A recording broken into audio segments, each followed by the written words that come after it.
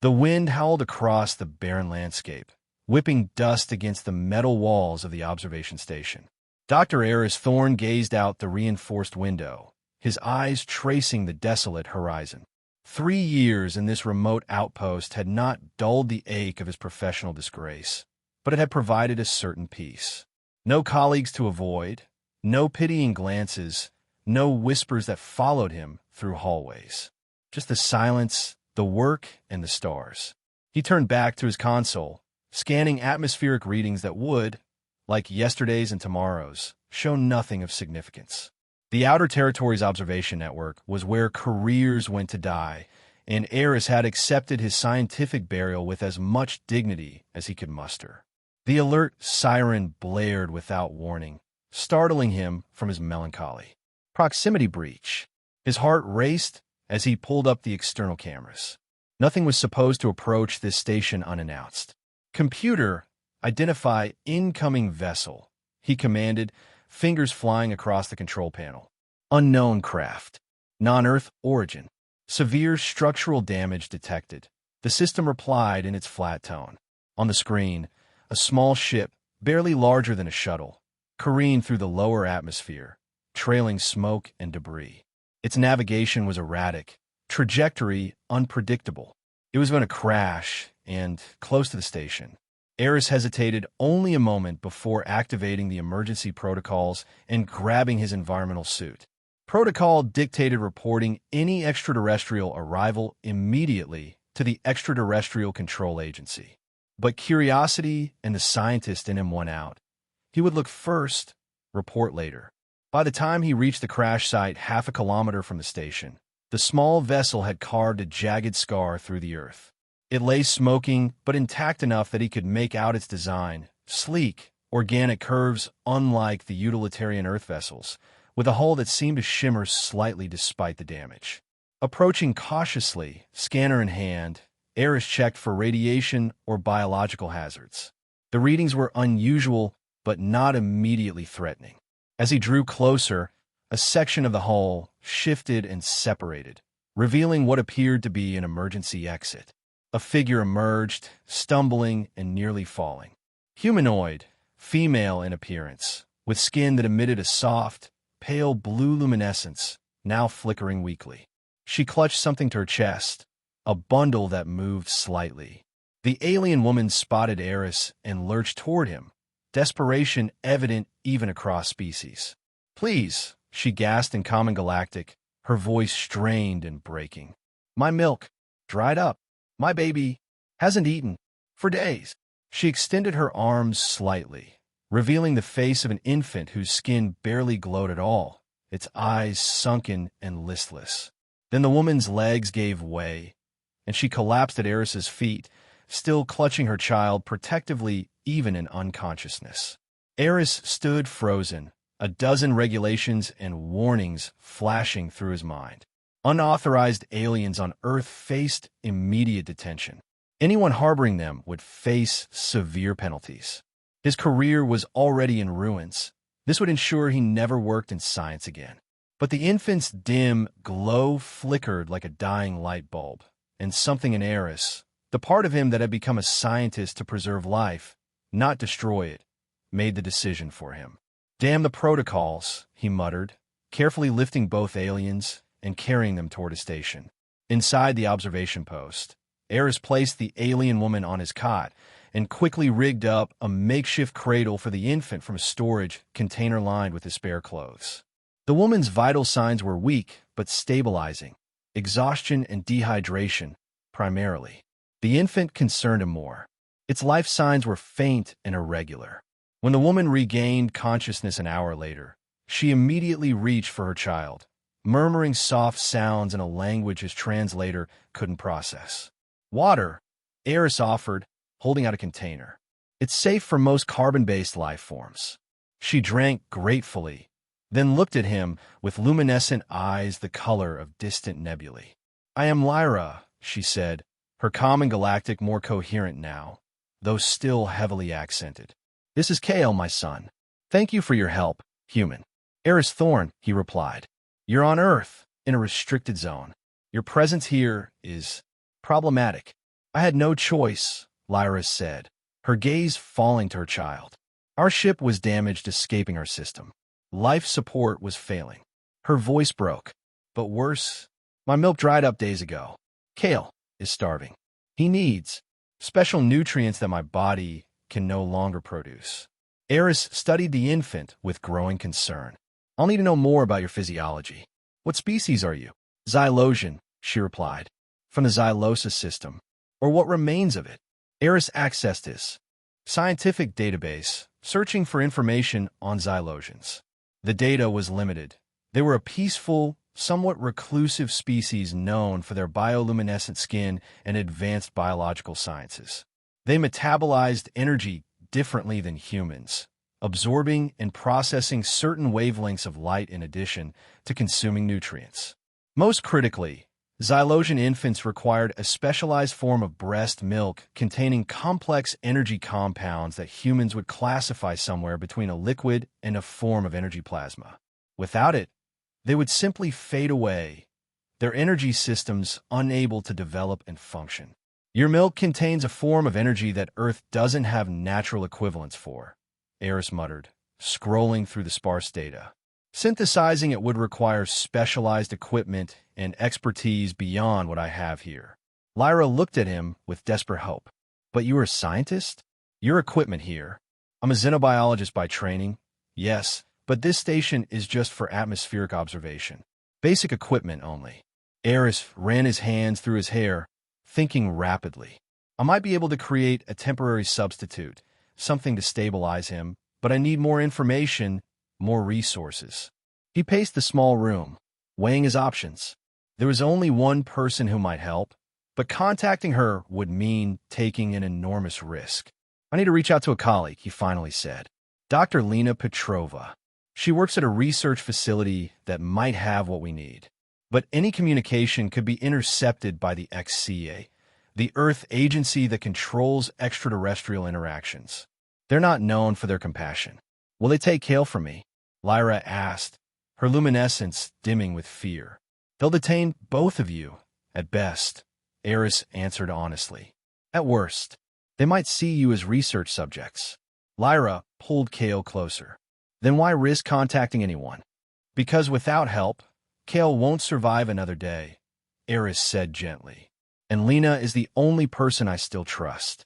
With grave misgivings, Eris established a heavily encrypted connection to Lena's private channel, one they had established years ago during their collaboration.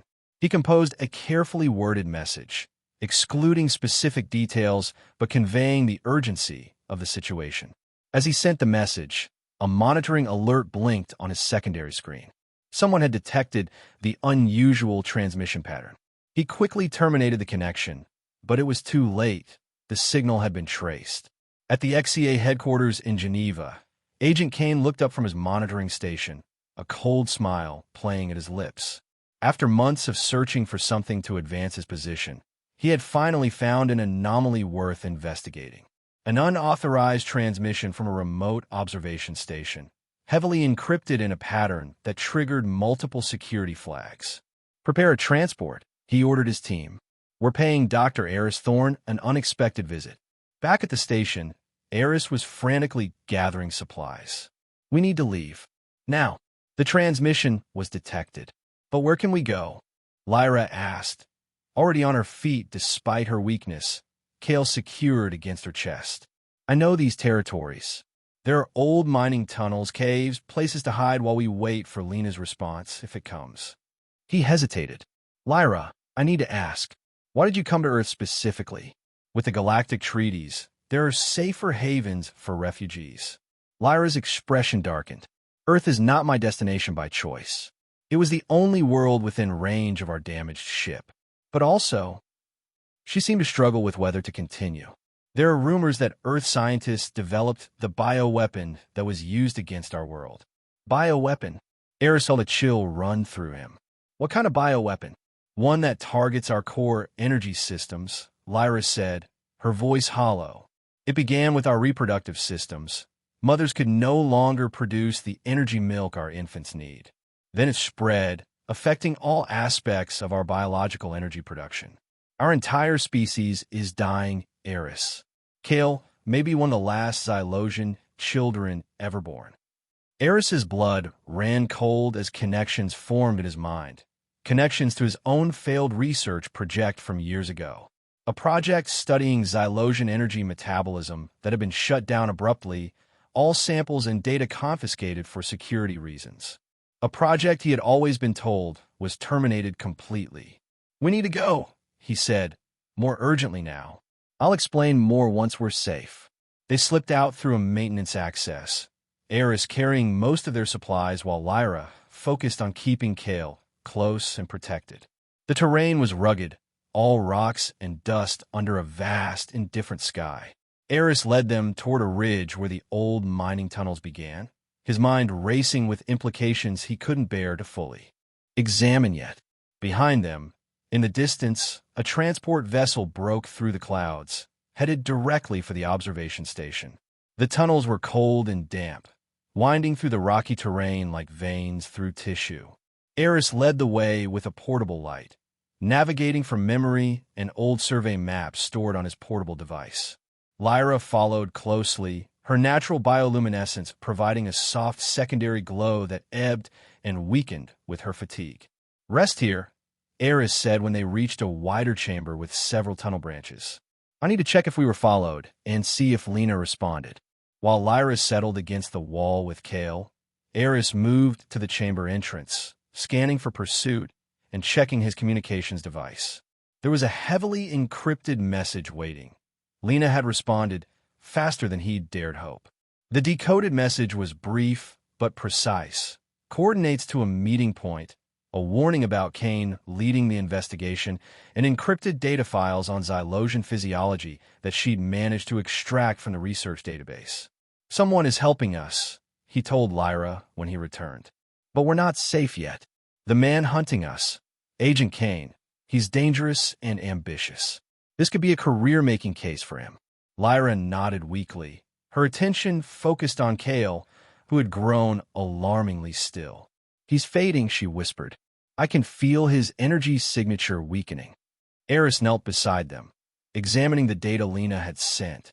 According to this, there might be a way to create an emergency substitute, not a perfect replacement for your milk, but something that could stabilize him until we reach better facilities.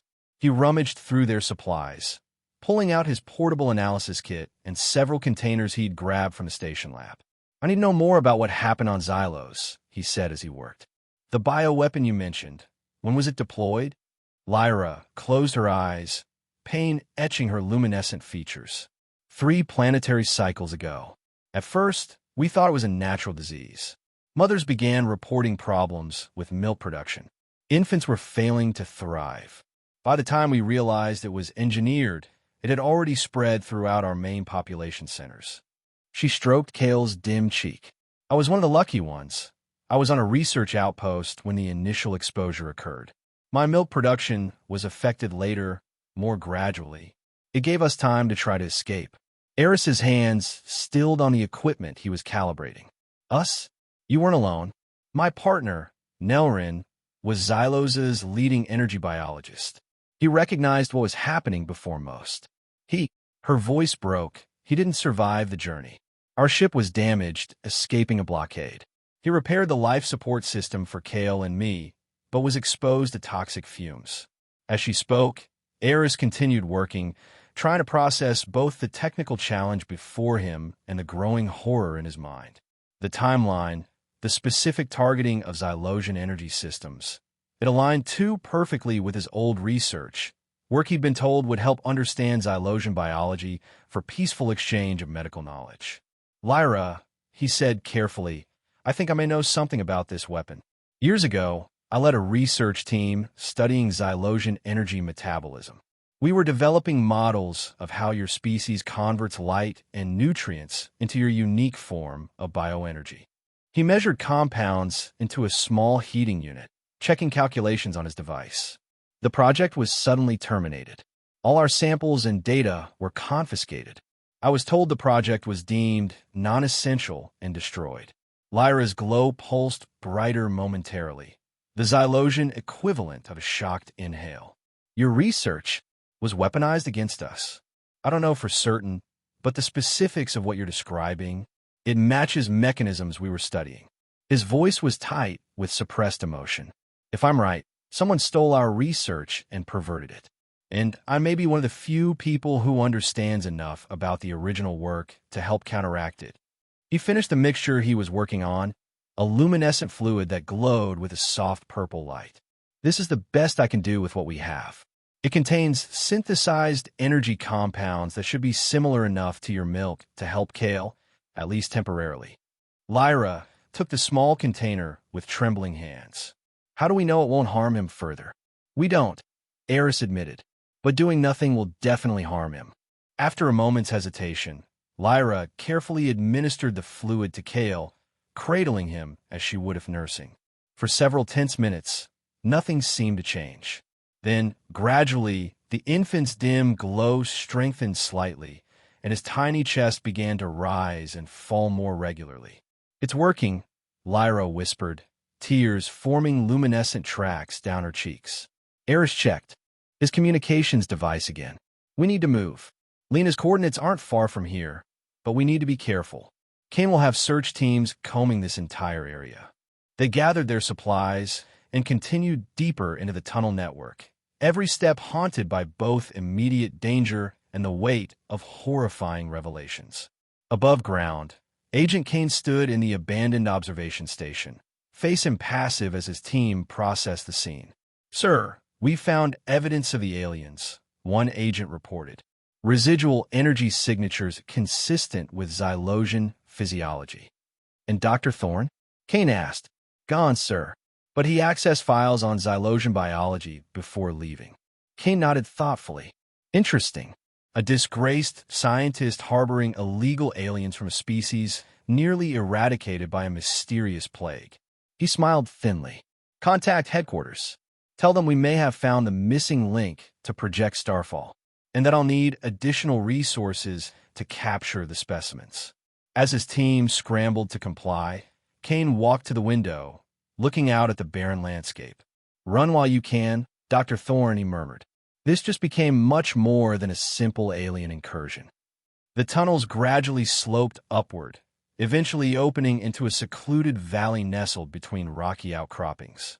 According to Lena's coordinates, they were close to the meeting point, an abandoned research outpost tucked into the base of the eastern ridge. "Stay hidden," Eris told Lyra as they approached. "I'll make sure it's not a trap." He moved cautiously toward the small structure, scanner in hand. The reading showed a single human life sign inside, consistent with Lena waiting alone as promised. Still wary, he approached the entrance, noting that the security systems appeared disabled. The door slid open before he reached it, revealing a petite woman with sharp features and prematurely silver hair pulled into a tight knot. Dr. Lena Petrova had aged since he'd last seen her, lines of stress mapping her face, but her eyes were as keen and intelligent as ever. "You look terrible, Eris," she said by way of greeting. Despite everything, he found himself smiling. "It's good to see you too, Lena." Her expression softened momentarily before turning serious. "You're aliens. One adult female Xylosian and an infant, correct?" "The infant is in critical condition." "How did you know?" "Because I've been tracking Project Starfall for the past 2 years," she said grimly. "Ever since I realized what they did with our research." Eris felt his chest tighten. "Then it's true. Our work was weaponized. Worse than you can imagine. Bring them in quickly. Kane has deployed drone surveillance across this entire sector." Eris signaled to Lyra, who emerged from hiding and hurried to the outpost. Inside, Lena had transformed the abandoned facility into a makeshift laboratory with equipment far more advanced than should have been available in this remote location. "This isn't a standard outpost," Eris observed. "It's an unofficial site used by a small network of scientists and sympathizers," Lena explained, already examining Kale with specialized instruments. "People who believe Earth's policies toward other species have become increasingly unethical. You're part of a resistance?" Eris asked, surprised. "We prefer ethical scientific collective," Lena replied dryly. "Less dramatic, more respectable when we inevitably face tribunals." She turned to Lyra, her clinical demeanor softening. Your son's condition is serious, but not hopeless. Eris's emergency formula was clever. It's given us time. She gestured to a complicated apparatus in the corner. That's a molecular synthesizer. With the right programming, it can create a more complete substitute for your milk. You came prepared, Eris noted. I've been studying xylogen cases in secret. Your message confirmed what we suspected. Survivors have reached Earth. Lena turned back to her equipment. But we have another problem. Kin isn't just any XCA agent. He's directly involved with the military application of Project Starfall. He doesn't just want to capture you. He wants to study you, especially the infant. What? Lyra asked, her voice tight with fear. Because some xylogen infants have shown resistance to the bioweapon, Lena explained. Their systems adapt. The military wants to understand how, so they can strengthen the weapon against potential resistance. Eris felt sick. This is what Earth has become, developing biological weapons against peaceful species. Not Earth, not humanity as a whole, Lena corrected sharply. A small, powerful faction that has gained influence in certain agencies, including parts of the XCA. She pressed several controls on her equipment. Many of us are fighting against it in our own ways. A sudden alert sounded from Lena's security system. They found us sooner than expected, she said, quickly checking the monitors. 2 transport vehicles approaching from the north. We have maybe 15 minutes. We need to run again, Lyra asked, exhaustion evident in her voice. No, Lena said firmly. Running isn't enough anymore. We need to strike back with information. She turned to Eris. The synthesizer needs another 20 minutes to complete the formula for Kale. Meanwhile, I need your help accessing the XCA's main research database. That's impossible, Eris protested. Even if we had the clearance, their security is based partly on your biometric signature, Lena interrupted. Your credentials were never completely purged from the system after your disgrace, just downgraded. With my access combined with yours, we can break in long enough to extract the Starfall files and transmit them to our network. And then what? Then we expose what they've done. Not just to the xylogens, but the dozen other species they've targeted for research. Lena's expression was determined. Public outcry will force an investigation. While we end up detained or worse, Eris pointed out. Lena smiled grimly. That's why I arranged an extraction plan. But first, we need those files. Eris looked at Lyra, holding her weakened child, and made his decision. Tell me what to do. They worked frantically. Eris and Lena hunched over computer terminals while the synthesizer hummed in the background, slowly creating the life-saving formula for Kale. Lyra watched the approaching lights of the XCA vehicles through the window, her dim glow reflecting against the glass. I've created a backdoor, Lena muttered, fingers flying across her terminal. Eris, place your hand on the scanner. Your partial credentials should trigger a security exception I can exploit. Eris complied, watching as the screen flashed with warnings before suddenly opening to reveal classified directories. We're in, Lena whispered. Start the download while I prepare the transmission package. As Eris navigated through the files, the horrifying scope of Project Starfall became clear. It wasn't just the xylogens. There were bioweapon designs tailored for multiple species, all based on perversions of research that had been conducted for peaceful purposes. They've been planning this for years, he said, voice hollow, building an arsenal against species that pose no threat to Earth. Fear and power are a dangerous combination, Lena replied, not looking up from her work. Almost done with the transmission package. How's the download? 85%. 90%. Eris watched the progress bar with growing anxiety as the sound of approaching vehicles grew louder. The synthesizer chimed completion just as the download finished. Lena quickly secured the formula in a specialized container and handed it to Lyra. This will sustain Kale for at least 2 weeks. It's the closest approximation to your natural milk that's possible without xylogen biological components. She turned back to Eris. Transmission ready. Once we send this, every major news outlet and scientific ethical committee in the world will receive documented proof of Project Starfall. And we'll have minutes before Kane's team storms this facility, Eris added. Lena nodded toward a concealed door at the back of the lab. That leads to an underground transport bay. There's a single shuttle programmed for our extraction point. It's automated. Just get aboard and it will do the rest. You're not coming? Eris asked. I'll initiate the transmission and then follow, Lena said. Someone needs to ensure the data gets out, and someone needs to destroy this facility's systems afterward to slow them down. Eris could see the lie in her eyes. You're sacrificing yourself. I'm ensuring your escape, she corrected gently. Someone needs to testify about what happened here, to speak for the Xylosians and all the others. That someone is you, Eris. Before he could protest further, the security system blared. Perimeter breach. They've deployed tactical teams. Go, Lena urged, shoving them toward the hidden door. The future of multiple species depends on this information getting out. With a final, anguished look at his colleague and friend, Eris guided Lyra through the concealed door. As promised, a small shuttle waited in a hidden underground bay, its systems already humming to life. They've barely had time to secure themselves before the shuttle initiated its pre-programmed launch sequence, accelerating through a well-disguised tunnel that opened onto a narrow canyon. Behind them, the research outpost erupted in a controlled explosion, Lena destroying all evidence rather than letting it fall into Kane's hands. Eris watched through the rear viewport, grief mixing with determination. In Lyra's arms, Kale's glow strengthened visibly as she administered the first dose of the synthesized formula. The infant's eyes, which had been dull and nearly lifeless, brightened, focusing on his. Mother's face. Where is this shuttle taking us? Lyra asked softly, not looking away from her child. I don't know, Eris admitted. But wherever it is, we'll be bringing the truth with us. 6 months later, a small dwelling stood on the outskirts of New Harmony, one of several newly established multicultural settlements that had emerged following what the media now called the Starfall revelation. The dwelling was unusual, part Earth architecture, part adapted Xylosian design, with sections that captured and intensified natural light in specific wavelengths. Inside, Eris carefully adjusted a piece of equipment while Lyra observed, her glow now healthy and strong.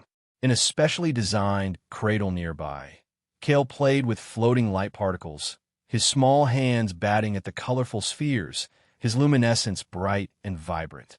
The modification is complete, Eris announced. This synthesizer should now produce a formula even closer to your natural milk. I've integrated the cellular samples you provided. Lyra approached, examining the device. Over the months, she had regained her strength, and her luminescence had stabilized into a beautiful blue-green glow that brightened the entire dwelling. More importantly, she had begun working alongside Eris, combining her knowledge of Xylosian biology with his expertise to develop solutions for her people. The other refugee mothers will be grateful, she said. The current formula is sustaining our children, but this improvement should help them thrive, not just survive. Eris nodded, looking over at Kale. He's growing stronger every day. Thanks to you, Lyra said softly. When I crashed near your station, I had lost all hope. I expected to die there, with my son in my arms. I almost didn't help, Eris admitted. Fear nearly made me turn away. But you didn't.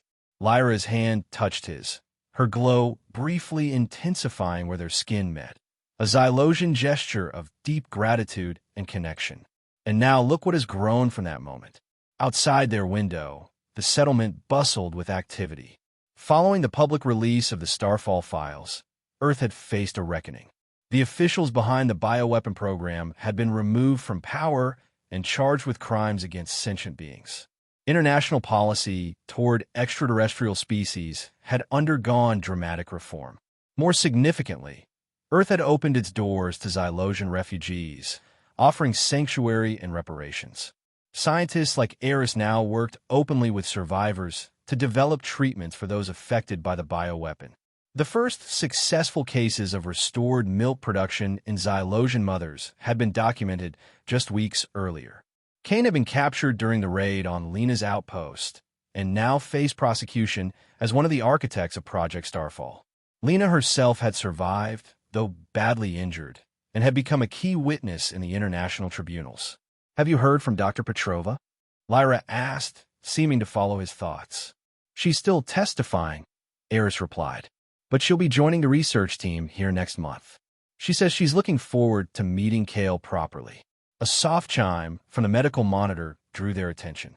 Cale's latest health scan had completed, displaying results that made both of them smile. "His energy signature is completely stable," Eris noted. "No signs of the bioweapon's effects. And look at this," Lyra pointed to another reading. "His system is developing natural immunities, not just to this weapon, but potentially to similar compounds." They exchanged a meaningful look. The implications were significant. Cale and children like him represented not just the survival of their species, but its potential to evolve beyond this attack. "We should include this in tomorrow's research update," Eris said. "The other families will want to know." Lyra nodded, but her attention had returned to her son. She lifted him from the cradle, and he immediately nestled against her, his glow synchronizing with hers in the Xylosian bond between mother and child. The scene reminded Eris vividly of that first desperate moment, a dying alien mother begging for help, a starving infant in her arms. From that single moment of compassion, against all odds, had come not just survival, but renewal. Later that evening, as the settlement quieted for the night, Eris sat reviewing data while Lyra prepared Cale for sleep.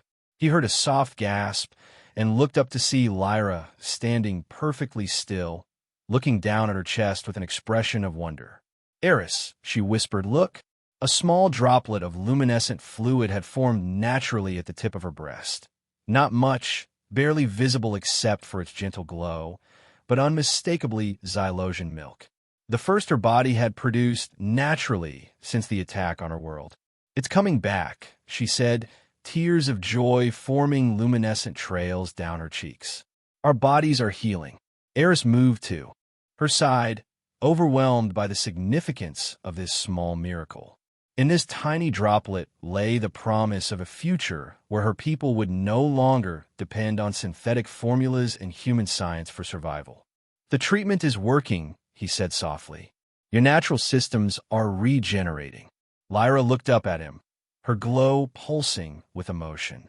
"When I first spoke to you, I was certain we were witnessing the end of my species. Now," she gestured to the droplet of milk, to Cale sleeping peacefully, to the dwelling that had become their home. "Now I believe we're witnessing a beginning." Outside their window, the stars glittered in the clear night sky. Somewhere among them was Xylos, a wounded world that might one day heal as its scattered children were now healing. And on Earth, in settlements like New Harmony, humans and aliens were writing a new chapter together, one that had begun with a desperate plea and an act of compassion. "My milk has dried up, human. My baby hasn't eaten for days." Those words had changed everything, for Eris, for Lyra and Cale, and perhaps for both their species. As Cale slept and Lyra's body continued its miraculous healing, Eris made a silent promise. The universe could be cruel, as the Xylosians had learned too well, but it could also provide second chances, unexpected alliances, and new beginnings. He would make sure this one counted.